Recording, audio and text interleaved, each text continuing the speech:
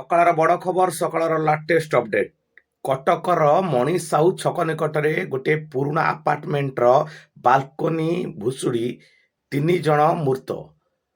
ଏଭଳି ଏକ ଅଭାବନୀୟ ପରିସ୍ଥିତି କେଉଁ ଭାବରେ ଘଟିଲା ତାହା ନେଇ ବଡ଼ ପ୍ରଶ୍ନବାଚୀ।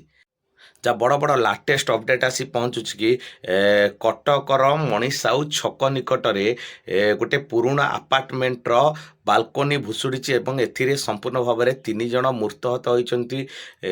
3 ଜଣ ଗୋଟିଏ ପରିବାର ସଦସ୍ୟ, ଏଥିମଧ୍ୟରେ ଗୋଟିଏ ଶିଶୁ ମଧ୍ୟ ଅଛି। ଏନେଇ ଗୋଟେ ବଡ଼ ପ୍ରଶ୍ନବାଚୀ ସୃଷ୍ଟି ହେଉଛି। କେଉଁଭଳି ପରିସ୍ଥିତିରେ ଏଭଳି ଏକ କାଣ୍ଡ ଘଟିଗଲା ଏବଂ କେଉଁଭଳି ପରିସ୍ଥିତିରେ ବାଲକୋନି ଭୁଶୁଡ଼ିଲା।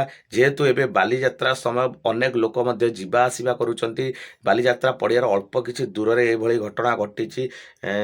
ଅଳ୍ପକେ ମଧ୍ୟ ଯାତ୍ରୀମାନେ ବର୍ତ୍ତି ଯାଇଛନ୍ତି। ହୁଏତ ଆଉ କିଛି ବଡ଼ ଧରଣ ଅଘଟଣା ଘଟିଥାନ୍ତା। ଏନେଇ ବଡ଼ ପ୍ରଶ୍ନ ଉଠିଛି। ପ୍ରଶାସନକୁ ସମ୍ପୂର୍ଣ୍ଣ ଭାବେ ଦାୟୀ କରାଯାଇଛି।